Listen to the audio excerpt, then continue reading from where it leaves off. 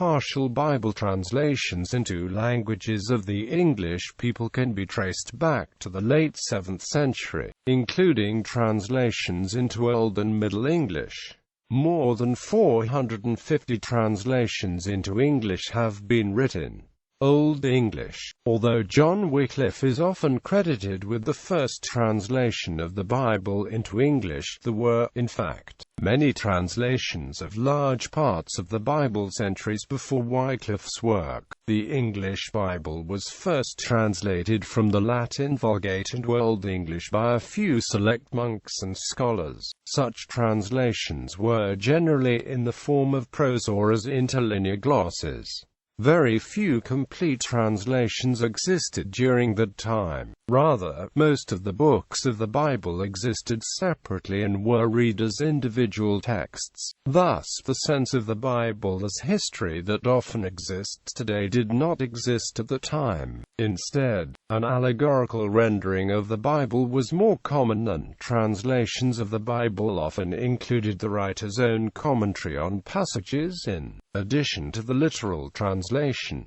Toward the end of the 7th century, the Venerable Bede began a translation of Scripture into Old English. Aldhelm translated the complete Book of Psalms and large portions of other scriptures into Old English. In the 10th century, an Old English translation of the Gospels was made in the Lindisfarne Gospels, a word-for-word gloss inserted between the lines of the Latin text by Aldred, Provost of Chester Street. This is the oldest extant translation of the Gospels into the English language. The Wessex Gospels are a full translation of the four Gospels into a West Saxon dialect of Old English. Produced in approximately 990, they are the first translation of all four Gospels into English without the Latin text. In the 11th century, Abbot Alfric translated much of the Old Testament into Old English. The Old English Hexateuch is an illuminated manuscript of the first 6 books of the Old Testament without lavish illustrations and including a translation of the Book of Judges in addition to the 5 books of the Pentateuch. Middle English. The Ormidim is in Middle English of the 12th century. Like its Old English precursor from Alfric, an abbot of Ensham, it includes very little biblical text, and focuses more on personal commentary. This style was adopted by many of the original English translators. For example, the story of the wedding at Cana is almost 800 lines long, but fewer than 40 lines of the actual translation of the text. An unusual characteristic is that the translation mimics Latin verse, and so is similar to the better-known and appreciated 14th-century English poem, Cursa Mundi. Richard Rolle wrote an English Psalter. Many religious works are attributed to Rolle, but it has been questioned how many are genuinely from his hand. Many of his works were concerned with personal devotion, and some were used by the Lollards. The 14th-century theologian John Wycliffe is credited with translating what is now known as Wycliffe's Bible, though it is not clear how much of the translation he himself did. This translation came out in 2 different versions. The earlier text is characterized by a strong adherence to the word order of Latin, and might have been difficult for the layperson to comprehend. The later text made more concessions to the native grammar of English. Modern English. Early Modern English Bible translations are of between about 1500 and 1800, the period of Early Modern English. This, the first major period of Bible translation into the English language, began with the introduction of the Tyndale Bible. The first complete edition of his New Testament was in 1526. Tyndale used the Greek and Hebrew texts of the New Testament and Old Testament in addition to Jerome's Latin translation. He was the first translator to use the printing press. This enabled the distribution of several thousand copies of this translation throughout England. Later translations included the first authorized version, known as the Great Bible, the Geneva Bible, notable for being the first Bible divided into verses, the Bishop's Bible, which was an attempt by Elizabeth I to create a new authorized version, and the authorized King James Version of 1611. The first complete Roman Catholic Bible in English was the Douay Rheims Bible, of which the New Testament portion was published in Rheims in 1582, and the Old Testament somewhat later in Douay in Gallicant, Flanders. The Old Testament was completed by the time the New Testament was published, but due to extenuating circumstances and financial issues was not published until nearly 3 decades later, in 2 editions. The first released in 1609, and the rest of the OT in 1610. In this version, the 7 deuterocanonical books are mingled with the other books, rather than kept separate in an appendix. While early English Bibles were generally based on a small number of Greek texts, or on Latin translations, modern English translations of the Bible are based on a wider variety of manuscripts in the original languages. The translators put much scholarly effort into cross-checking the various sources such as the Septuagint, Textus Receptus, and Masoretic text. Relatively recent discoveries such as the Dead Sea Scrolls provide additional reference information. There is some controversy over which texts should be used as a basis for translation, as some of the alternate sources do not include phrases which are found only in the Textus Receptus. Some say the alternate sources were poorly representative of the texts used in the time, whereas others claim the Textus Receptus includes passages that were added to the alternate texts improperly. These controversial passages are not the basis for disputed issues of doctrine, but tend to be additional stories or snippets of phrases. Many modern English translations, such as the New International Version, contain limited text notes indicating where differences occur in original sources. A somewhat greater number of textual differences are noted in the New King James Bible, indicating hundreds of New Testament differences between the Nestle Orland, the Textus Receptus, and the Hodges edition of the majority text. The differences in the Old Testament are less well documented, but contain some references to differences between consonantal interpretations in the Masoretic text, the Dead Sea Scrolls, and the Septuagint. Even with these hundreds of differences, however, a more complete listing is beyond the scope of most single-volume Bibles.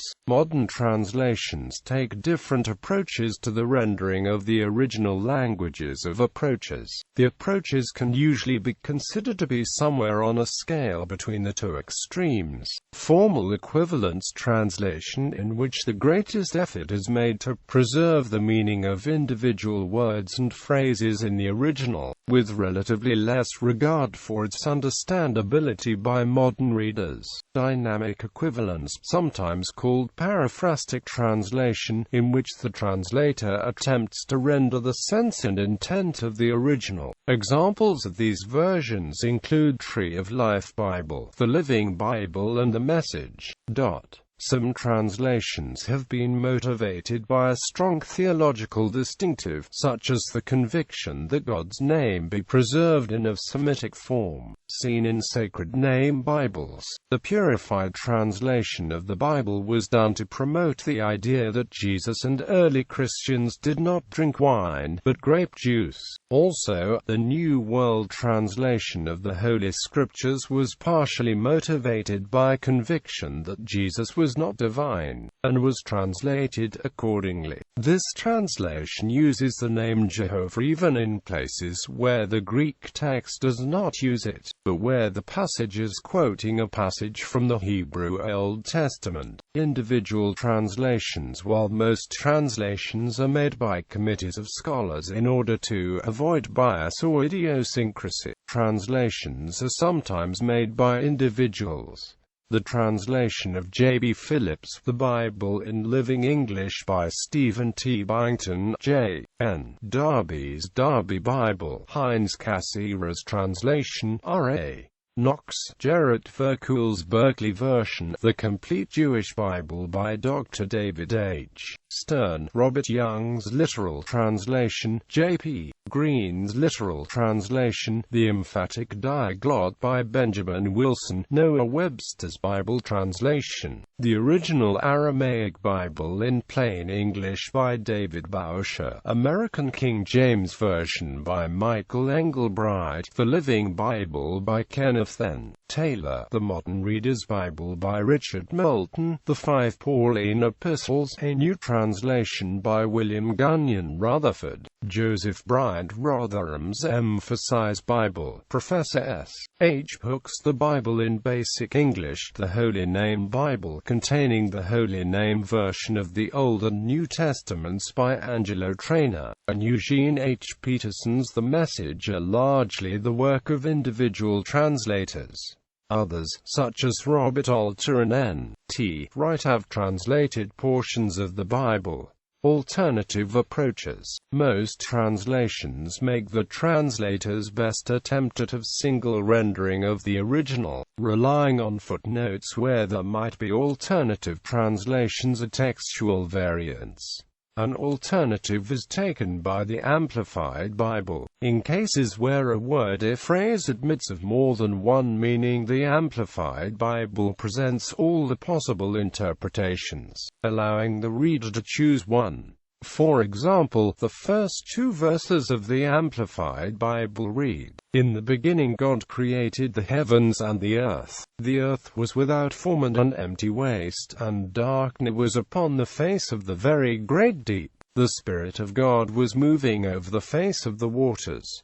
Single-source translations. While most translations attempt to synthesize the various texts in the original languages, some translations also translate one specific textual source, generally for scholarly reasons. A single-volume example for the Old Testament is the Dead Sea Scrolls Bible by Martin Abegg, Peter Flint and Eugene Ulrich. The Comprehensive New Testament by T. E. Clontz and J. Clontz presents a scholarly view of the New Testament text by conforming to the Nestle-Aland 27th edition and extensively annotating the translation, to fully explain different textual sources and possible alternative translations. A comparative Psalter edited by John Kohlenberger presents a comparative Diglott translation of the Psalms of the Masoretic text and the Septuagint, using the Revised Standard Version and the New English translation of the Septuagint.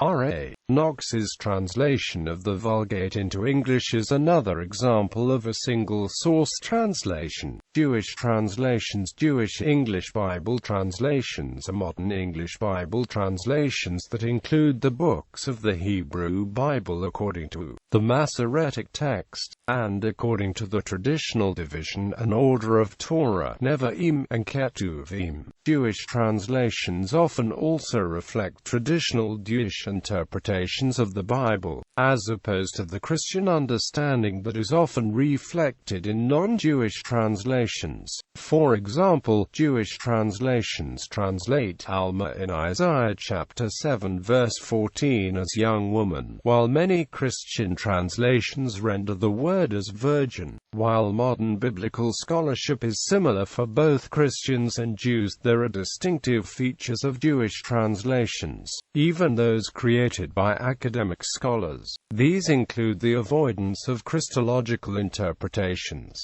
adherence to the Masoretic text translation, and greater use of classical Jewish exegesis. Some translations prefer names transliterated from the Hebrew, though the majority of Jewish translations use the anglicized forms of biblical names. The first English Jewish translation of the Bible into English was by Isaac Lisa in the 19th century. The JPS produced two of the most popular Jewish translations, namely the JPS The Holy Scriptures of 1917 and the NJPS Tanakh. Since the 1980s there have been multiple efforts among Orthodox publishers to produce translations translations that are not only Jewish, but also adhere to Orthodox norms. Among these are the Living Torah and Tanakh by R.U. Kaplan and others, the Torah and other portions in an ongoing project by Everett Fox, and the Art Scroll Tanakh. Popularity. The Evangelical Christian Booksellers Association lists the most popular versions of the Bible sold by the members in the United States. Through the 29th of December 2012, the top 5 best-selling translations are as follows: New International Version, King James Version, New Living Translation, New King James Version, English Standard Version. Sales are affected by denomination and religious affiliation. For example, the most popular Jewish version would not compete with rankings of a larger audience. Sales data can be affected by the method of marketing. Some translations are directly marketed to particular denominations or local churches, and many Christian booksellers only offer Protestant Bibles, so Catholic and Orthodox Bibles may not appear as high on the CBA rank. A study published in 2014 by the Center for the Study of Religion and American Culture at Indiana University and Purdue University found that